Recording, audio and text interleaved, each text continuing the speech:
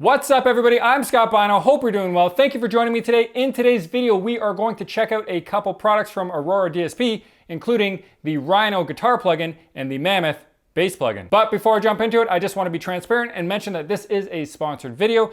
Daniel from Aurora DSP sent me these two plugins to check out. Thank you, Daniel. I really do appreciate it. They also gave me an affiliate link, so if you're interested in the Rhino or the Mammoth or any other Aurora DSP products, be sure to use that affiliate link that I will put in the description below. It helps me out and it helps support the channel. However, any thoughts or opinions going forward are my own. I haven't been asked to say anything. In fact, Aurora DSP didn't even ask me to make a video. They sent me the plugins and said, hey Scott, here, check them out. Let us know what you think. I checked them out. I thought they sounded pretty killer and I thought I'd share them with you today. All right, before I do any more talking and walk through these plugins and let you know what I thought about them, let's jump into a demo song so you can hear how the Rhino and the Mammoth sound in a mix.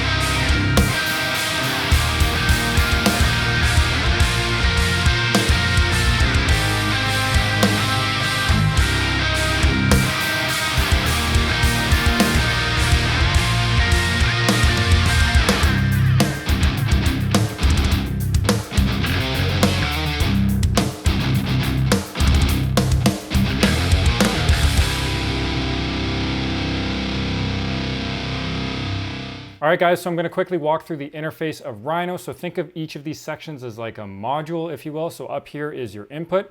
And if you click these little arrows, it expands it out into a bigger menu. And so what you have is your input volume, along with a smooth, normal, and hot setting. There is a high pass filter down here, and then you also have a built-in noise gate, which is really great. Underneath that, you have the preamp section. So you have 4 different styles of preamps that you can choose from. And if you expand this menu here, you have some additional settings for your low, your mids, and your treble frequencies, along with a high pass and a low pass filter. And here is, from what I can tell, kind of like the pedal section or the overdrive or boost section. So Scream is pretty sure it's like a tube screamer style pedal. You have Brute, which is I would call it's much more aggressive. It's a much more aggressive boost. There's a fuzz, and then there's also a push, which is sort of more compression, if you will, that you get out of the drive. You can adjust the level of the drive, and then you can also adjust the mix level of that drive within your mix. After that, let's move to the EQ section. So what you have here is a 4-band EQ. You can adjust the EQ setting, you can adjust the gain of that particular frequency, and then you can also actually pick that frequency itself. And then what's really cool is you have something called tone matching, and you can save up to 3 different tones. After that, you have your effects section. So down here is a modulation section, which includes a flanger, a chorus, and a phaser, along with all the necessary controls. And then next to that is your time-based effects with a delay and reverb. Again, along with your necessary controls. And what's really cool is with the reverb is you can load in your own reverb IR if you choose to do so. After that, you have the power amp or the impulse response section. So you've got a presence knob, resonance, and a hot knob. And the hot, I would say, the higher you set this, it's much more aggressive and kind of more bright. You have a flat studio and live setting, and then over here is your impulse response section. So you've got 4 different impulse responses. If you take this little dot here, you can drag it and move it all around, so you can blend all 4 of these IRs if you want. And within that, you have a setting of IR for each of these IRs, which you can sort of change up manually if you'd like, or you can choose one of their presets for rhythm, cleans and leads. And over here, you'll notice that I've loaded in one of my Zilla Cabs IRs from Get Good Drums, so you can load in your own impulse response if you choose to do so. Pretty cool. After that, you've got the output section, which includes a tight control, a limiter, and your output volume. Lastly, I just want to point out, if you go up to this triangle, if you click that, you've got a built-in tuner, which is really great. And then this little moon allows you to toggle between a bright mode and a dark mode. And last but not least, you have this drop down here, which allows you to choose from these stock presets, and then you can also save a bunch of your own user presets if you like. All right, so just quickly, I'll share with you some tones. So let's do a clean tone first.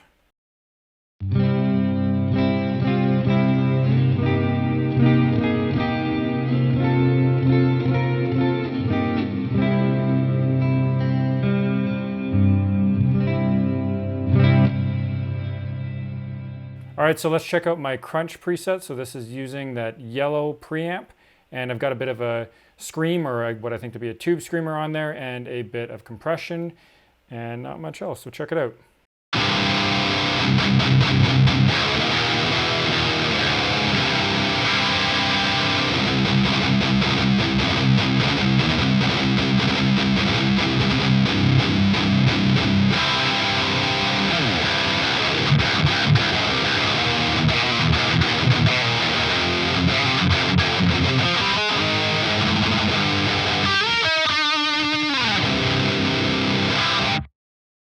And then let's check out my lead. And so what this is the same amp, but I have a flanger, some chorus, some delay, and some reverb.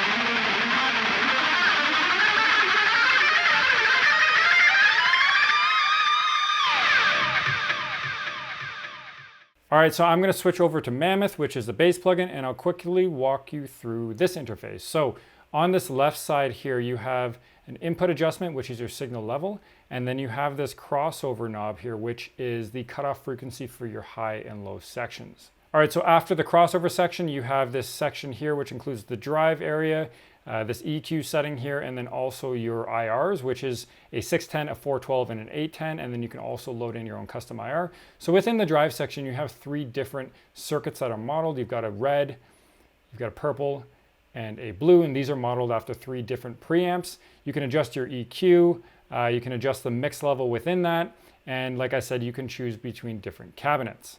And as I understand it, Melt is a little bit more warm, it gives you a warmer tone, and Brute is a bit more aggression. And sort of hidden within that is this Mammoth knob, so you can actually move this around. If you sort of scroll over this Mammoth head, you can actually adjust the Mammoth setting, which is what Aurora DSP describes, and I'll quote them, is the secret sauce for more aggressive and transparent tone. Check it for yourself, but be careful. So moving on, below that is your low end section. So that includes this bass and growl section. So this bass adjustment is a maximizer, which will compress and fatten up the signal.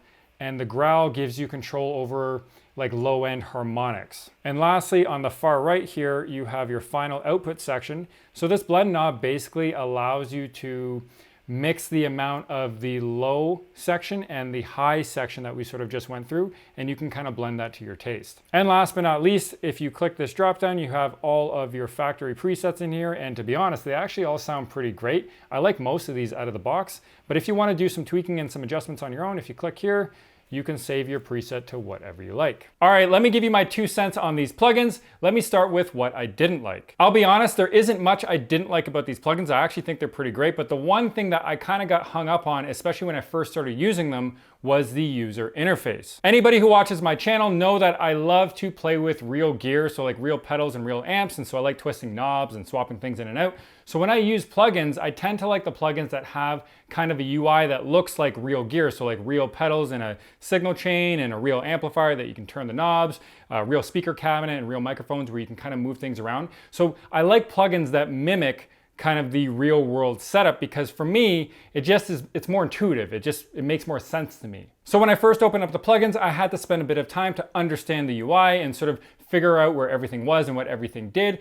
Contrasted to like other current plugins that you get these days that tend to mimic real pedals and real amps, I find those ones a little bit more intuitive out of the box. But to be totally honest, this was just a subjective thing on my part. And if you spend like 5 minutes with these plugins, you figure it out pretty quick. All right, so let's talk about what I liked about these plugins, and this is the important part: how do they sound? I think both of these plugins sound great. They sounded killer to me, and the Rhino especially, I thought was pretty fantastic because I was able to dial in a couple tones that I really liked pretty fast. And the Rhino guitar plugin is seriously a versatile plugin. I barely scratched the surface in this video with what you can do, but you can get a wide variety and range of tones in this one plugin. I find today a lot of the popular guitar plugins are great. Don't get me wrong, some of them are fantastic, but a lot of them are sort of modeling the same amps. Like there's a lot of 5150 sims, there's a lot of rectifier sims, things like that, and they all sound great, and that's really cool. But I think with the Rhino plugin, there's something different going on. I don't know exactly which amps they're modeling. I could probably find out, or maybe you could find out if you dug a little bit, but there's something different going on with this plugin, and it sounds different to me and to my ears than some of the other popular plugins that are out there right now, which I really liked. All right, so what do you think of these plugins? Let me know. Did you like them? Did you not like them? Maybe you own one of these plugins. Maybe you own both of them. Let me know in the comments below what you thought about the Aurora DSP, Rhino, and Mammoth. Also, like I said in the beginning of the video, if you're interested in Aurora DSP and you want to check out one of these plugins, be sure to use the affiliate link down in the description below. It helps me out and it helps support this channel. And if you like this video, please go ahead and hit that thumbs up. It helps me out. It lets the YouTube algorithm know that other like-minded folks like yourself might like this video too. And if you're not already a subscriber, please consider subscribing. It helps me grow the channel. And remember, stay safe and stay heavy. Peace out.